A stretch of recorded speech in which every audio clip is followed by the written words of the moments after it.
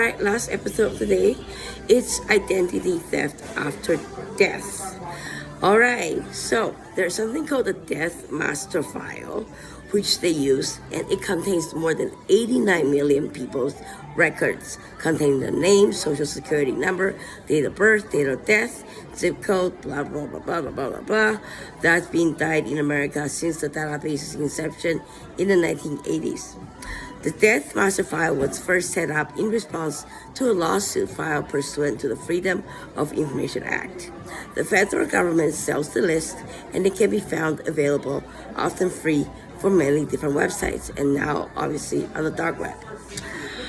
The Death Master File is available for insurance companies and various governmental agencies to confirm the death of people, to avoid fraud when people might be claiming benefits for someone who has already died.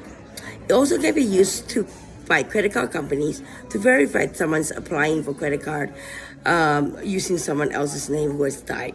Too bad the credit card companies don't really care. They don't really invest. They don't really care. They just want money. However, identity thieves regularly check the list after getting names from obituaries and to get the social security number for recently deceased people. Then they can access credit in the names of the deceased, as well as file phony income tax returns and many, many more on behalf of the deceased.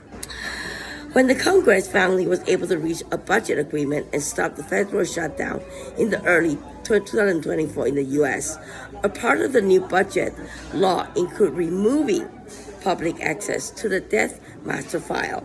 However, the list is still available to anyone, including identity thieves, because the National Technical Information Service, or NTIS, the federal agency that manages the Death Master File, still has not closed it because it still needs to make provisions for access to the list by organizations that need the information for legitimate purposes.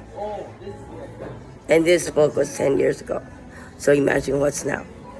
Identity theft from death has the potential to be more long-lasting than other types of identity theft because the victim is dead and others are less likely to notice unauthorized charges or abuse the person's police report or credit report.